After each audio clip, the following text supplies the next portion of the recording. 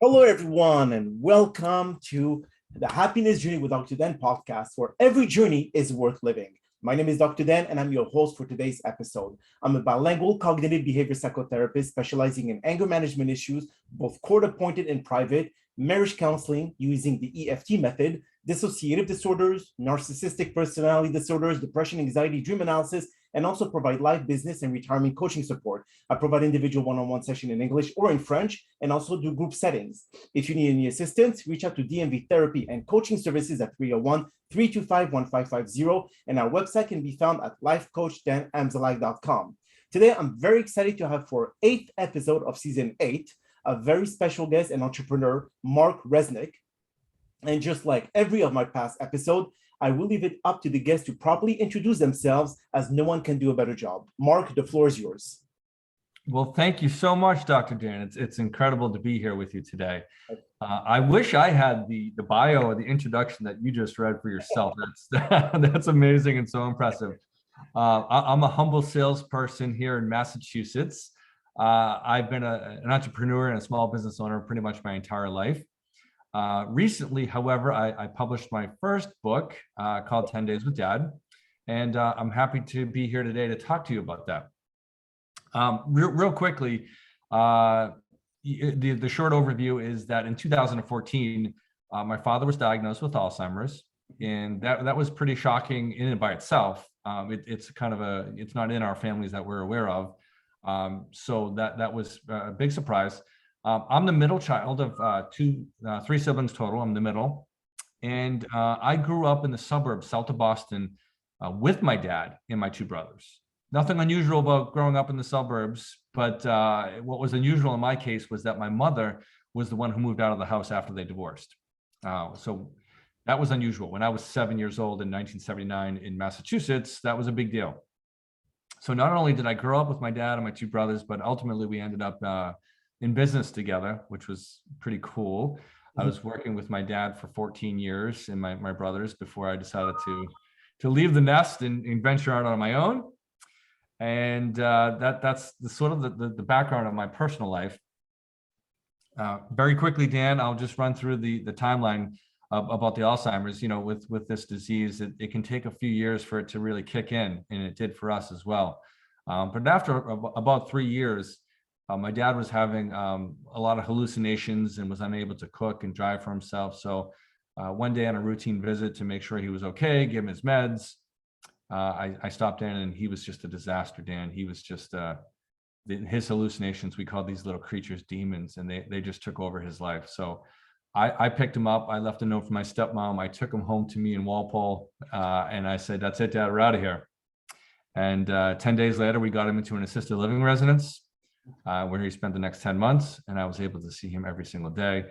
And so basically, even though I had lived with my dad for 22 years and was in business with him for 14, honestly, I didn't really get to know my dad until after he got sick and after he spent 10 days with me in Walpole and assisted living. So it was an incredible journey. He passed away last August, but despite this darkness and terrible tragedy and illness, Dan, I'm happy. I've never been happier in my life, despite the darkness. Well, thank you very much for this incredible summary, Mark. So let's talk a little bit more about families that deal with family members who have Alzheimer. What were the first indicators? You said hallucination, but was there something prior to that that made you think that there's something wrong, there's something off about my dad? Yes, in hindsight, there was. Things like going to familiar places were less familiar to him. And the first time it really kind of hit me after the fact was when he was visiting my son and I at a hockey game. I was coaching, my son was playing, and he'd been to the rink hundreds of times. And he told me after that he got lost. There was, some of his jokes was sort of starting to go in a little incomplete. Ordering off the menu was definitely a lot more difficult. He would defer to us. So, what looks good, guys? What are you guys going to eat? And so, yeah, there were some telltale signs before we actually learned about his diagnosis from him. Yeah, for sure. How long in between the first few signs till he was fully diagnosed or like a full-fledged Alzheimer? I would say probably close to a year before we got the formal diagnosis. Okay. And once he got diagnosed in 2014, it was still several years before he got the real full workup for Alzheimer's with a neurologist. I don't know why he waited, but he did, because again, he seemed pretty normal for a few years. So I think he was just like, I'll deal with it later. Oh, I see, I see. So how you and your siblings dealt with, with your dad, like, going through that process? I mean, did you guys got closer? Did you all work together to be able to make his life like a better quality of life, or how was the dynamic? Yeah, it's a great question. So the three of us, I'm in the middle. My older brother, Bill, I think emotionally had a tough time with it. And not that he wasn't willing to help out, he was, and he did go see my dad. But I think it was just emotionally really, really hard for him. And I think it was just overwhelming for him. My younger brother and I, we did a lot of the caretaking. Okay. We would go see him, every day. One of us would see him every day, make sure he was well fed, his meds were taken care of, and all that good stuff. Once he went to assisted living, I was very fortunate, Dan. He was in the next town over for me. I got to see him every single day, twice a day sometimes. So that kind of burden, I would say it wasn't a burden, but that responsibility fell to me to be with him every day. And so it was just, again, nothing unique about growing up in Norwell, but my dad was such a selfless man. He didn't even know how to cook or do the laundry when he first was into the situation of raising three boys by himself. So he did a lot for us, and it was just an honor to give back to him when he needed it most. Out of your three siblings, who, because I know you said you worked with him for 14 years, but the two other brothers did work with him, or you were the only one who did? No, all three of us did. All three of us worked with my dad. And once I left, the two of them remained with my dad. They still worked with him until he retired. Yeah. They did. So would you say that you had a closer connection to your dad, or was it the older one? Because it seems like he dealt with it much worse than what you dealt with in terms of. No, I think I was the closest to my dad in that regard, only because we started the business together, and it took a few years for us to bring in the two boys. We were very close. We used to, eat lunch all the time, a few times a week. Okay. I would say, I can't say his diagnosis brought us closer or them closer to my dad per se, but it must have in some ways, for sure. Was there any dementia to a certain point, or around the end? Oh, for him. Oh, yeah. He once, so he was in 2014 was diagnosed. By 2018, he was pretty well in his way. Okay. And then in 3 years after that, 2021 is when he passed. But those last few years were difficult, and slowly but surely, because I saw him every single day, I was lucky. I was the last one to sort of go in his memory. And honestly, COVID kind of even sped that up even more, because when the nursing home closed down, we couldn't see him for a few months. Oh, And that really was the end of our relationship because of COVID. wow. So how did you personally cope with it, Mark? I know that everyone copes with when a family member is ill, terminally ill to a certain extent. What did you do to be able to occupy your time and not really get yourself into a certain depression? Yeah, good question. When my dad spent those 10 days with my family and my family and me, I was already journaling in my journal quite extensively, just to deal with the grief and just get my thoughts on paper. I was always a journaler, Dan. It was just the way when I grew up. Even though I lived with my dad, we weren't emotionally tight as a family, and so the only way I could deal with my emotions was to write in my journal. That was my who I spoke to. Yes. So once I started journaling, I realized eventually that there was something more here to share than just my thoughts, that there was a message, that there was a connection to other people struggling to care for somebody with Alzheimer's. So writing was a huge therapeutic outlet for me, and all through the entire process, from assisted living to nursing home. Even honestly, after he passed away, I was still in the thick of writing the book. Yes. And so that sort of, unfortunately, kind of postponed the bereavement a little bit, but at the same time, it kept me kind of grounded and from spiraling into a depression, for sure. Writing was huge. So do you think that helped you cope with the grievance, that helped you cope with dealing with him not being there anymore after taking care of him for that long? Yeah, without a doubt, the writing was massive. It was, my family was very supportive. My wife, my kids, they all knew what was going on, obviously, and felt for me. But I think because the way I grew up, it was a little hard for me to sort of open up to anyone else. And the easiest way to do that was just to share my story on paper.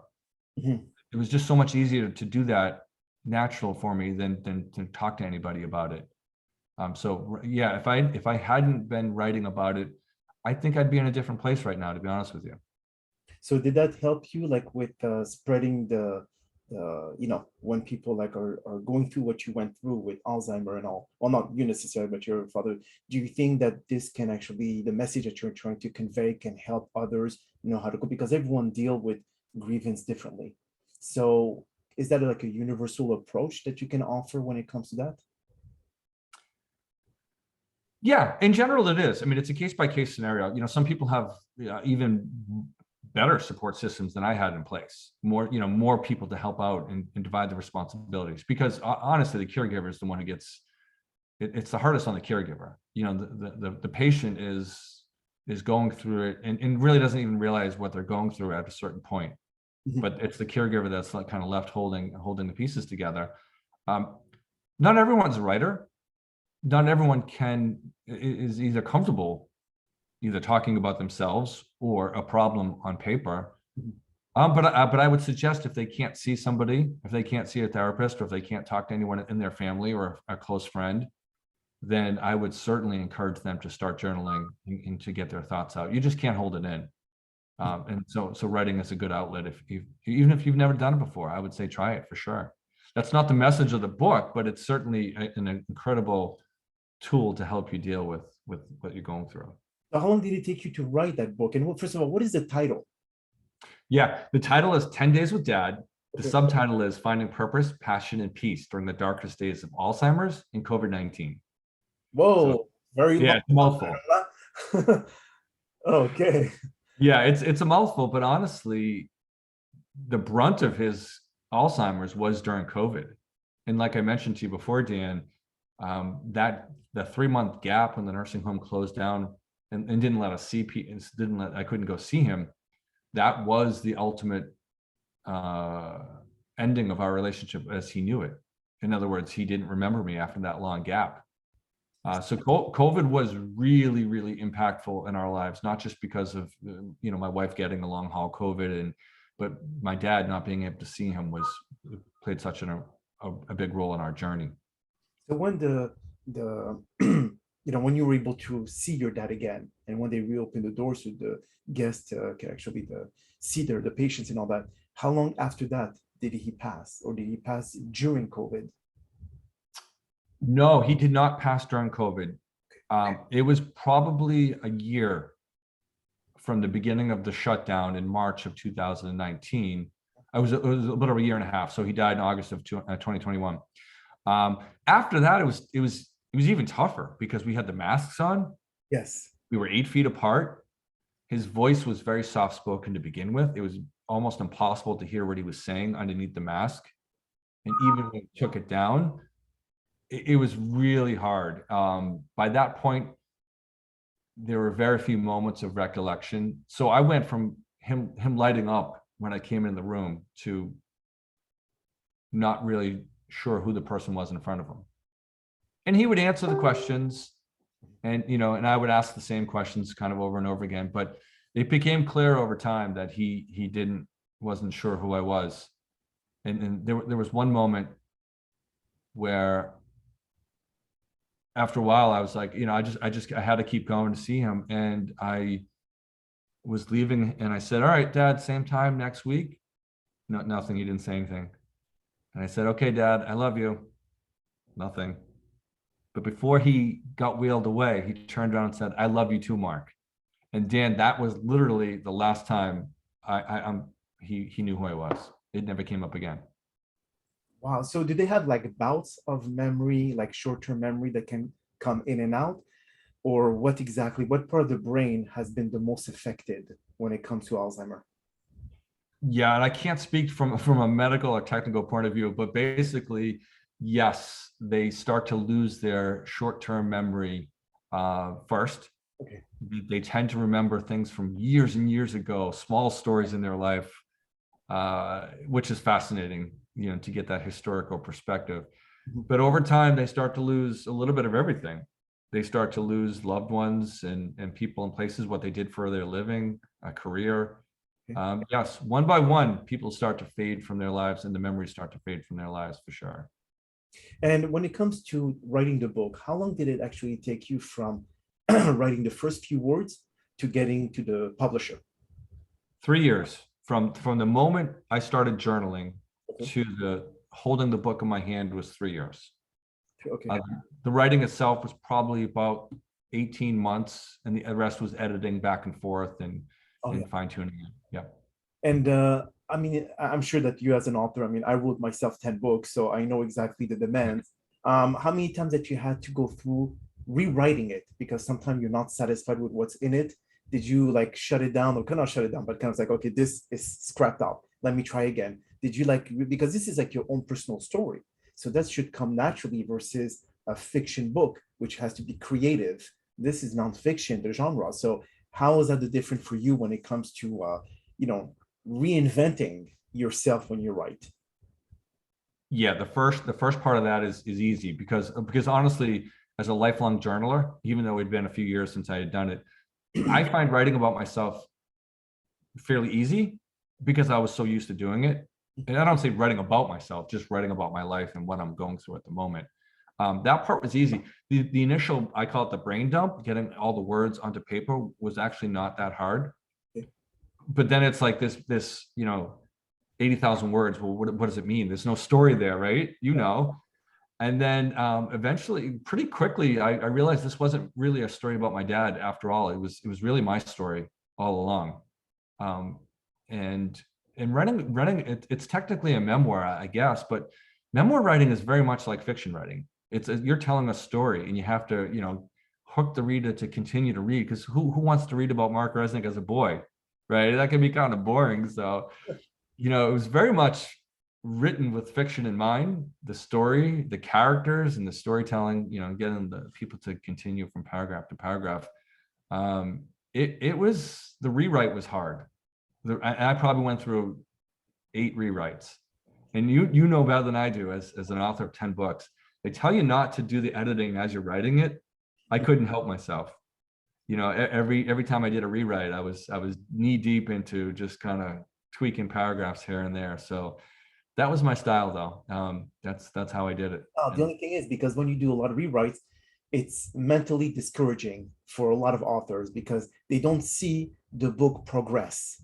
They always focus on one chapter and they rewrite that chapter over and over again. And then they say, oh my God, I got 10 more to go. Where am I going to put the time? Where am I going to find that time to be able to complete the book? So that's why it's always good to just, like dish out everything that you have in your mind, write, even if sometimes it's not like interconnected between the chapters. It doesn't matter because after that you could reorganize, just like someone who edits a movie. They take sequences and scenes from one part to the other and brings them together. And this is why editors do for books. Yeah, absolutely. And I think my ADHD brain didn't get in the way in this case. It actually helped me because I wasn't really worried about, oh, this is a 10 chapter book. I didn't even care how many chapters it was. I didn't even have that structure in mind. I just wrote and wrote and wrote to the point where I was like, I think you can speak about this better, but sometimes you don't see the story. You don't see how it connects. And all of a sudden, it makes sense. At the end, it's like, oh my God, there's a theme here and it's interconnected. And then the editor, really helped me pull it together and said, elaborate more, cut this. And yeah, it just somehow, like anything else, the more you write, the better you build that writing muscle and the easier the writing comes. Did you give yourself a deadline to finish the book, or you just went, whenever you had the time? So, I mean, obviously, when you give yourself a deadline, you have a goal in mind. If you just write to write, then you may finish the book in 10 years. So was there this to say to yourself, okay, after by the end of COVID, because the title has the COVID-19. So that is a specific period in our lives that was from 2019 till now. I mean, obviously, but now it's less of, we see less infection, etc. So did you say that by 2021, it has to be published? Or did you say, well, we don't know how long COVID is going to last, so my book is applicable at any time? Yes, yes and yes. I had a deadline, and yes, it was applicable at any time. Because my dad got sick, my life changed. Obviously, my life changed immediately. I mean, my priorities changed immediately. I started doing things that I never thought I would ever do, things like meditating. I was very open-minded about joining life coaching programs that I never would have done before. In one of those programs that I joined, there was a challenge or an opportunity to do something called a masogi, a life-altering event that you would never have taken on before, something that really stretched your ability and your endurance and your capabilities. And so that was my masogi, was writing this book. That was my push, my desire. So I knew by the end of 2021, I wanted to be done with the book, fully edited, ready to go. And then, which I was pretty much on track. I published it in 2022, but that's only because I wanted to wait till my 50th birthday. I wanted to really time it together. So, yeah, I had some deadlines, but the COVID thing, I didn't care if it was still around or not. It was such an impact on my life's journey at that time in the story, the title, that was going to stay no matter what. So for any listeners who are actually, tuned into this podcast, when it comes to you coping with all the challenges that you face with your dad being, having Alzheimer, is there any other coping mechanism that those who do not have that writing ability would be good for them to be able to deal with a family member that is suffering from the same predicament? Oh, absolutely. And again, so meditation is a huge thing. I'm a huge believer in it. I'm not a expert on it. I'm not a guru. I'm not even really I don't really know how to even explain it to people. All I know is that somebody introduced it to me, and it took a solid year for me to actually feel the impact of it. But now that 20-minute, 30-minute meditation each day, it keeps me calmer. It totally changed my outlook on life in terms of not letting things bother me as much. It went from being in the beginning almost like a chore. Oh, I have to meditate. Yeah, today. I know. Because they say you got to do it every day, right, Dan? Uh-huh. But then after about a year, it was like I wanted to do it, and I built into the time to do it. And usually I did mine at night, which is weird. Most people do it Yes. during the day, but I found at the end of the day, after all my emotions were spent, after I had finished writing, I was a mess. And that meditation at night really centered me and brought me down to just like, all right, I can go to bed now, So I would say experiment with different meditations, even if it's just a simple one on an app, the Calm app or something where you're just breathing. Personally, I'm not a big like coordinated breather, so mine's more of a mantra-based meditation. But other than that, I would say gratitude. Again, these are all things that I never would be talking about before my dad got sick, but you just become open to these things, whether it's through a coach or a friend. Gratitude is mental magic. Oh, it is certainly absolutely. Right?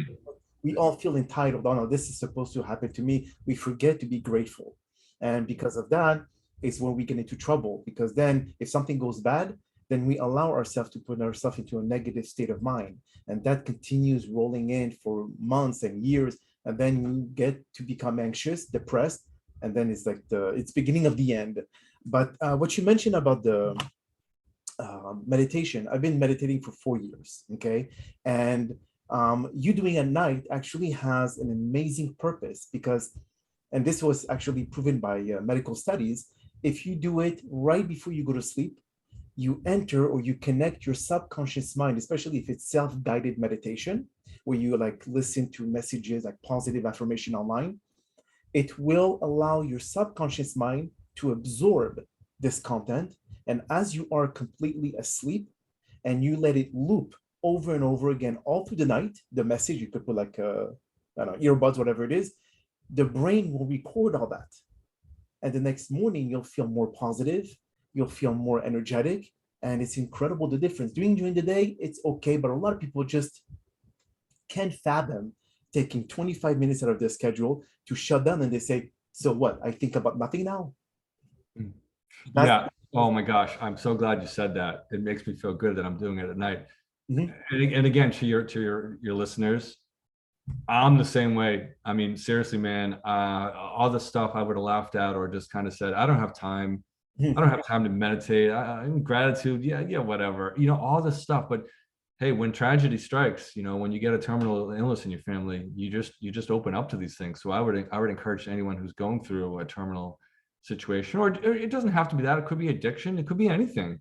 That's correct. Any kind of big thing going on in your life, just give it a shot. I mean, it totally works. It really does. It takes time, but it does work. It does take time. So, to our listeners, how can anyone find your book, Mark? Where is it available? So people can actually go and purchase it.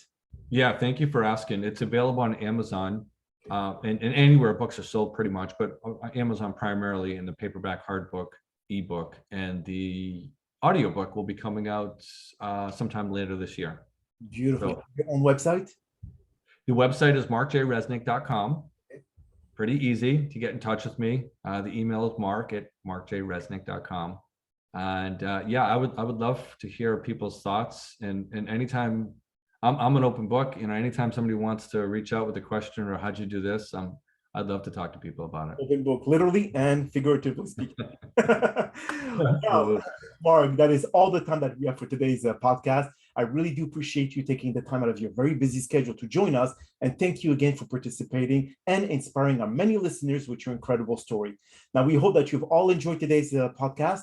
I'm very excited about the many upcoming guests that we have scheduled for season 8 of the Happiness Journey, filled with inspirational stories, just like the one that you listened to today. Now, here are some concluding words of wisdom. Opportunities are always knocking. The problem is that most people have the self-doubt stationed in their head that turns up way too loud to hear them. It is proven that we are our worst self-critic and how we are the biggest enemy of ourselves, standing in the way of our success and accomplishment.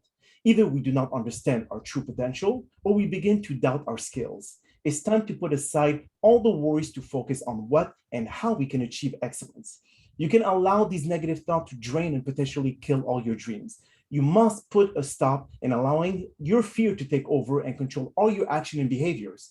The acronym FEAR is false evidence appearing real, and all constructed by a part of your brain that will always try to protect you from something that doesn't exist.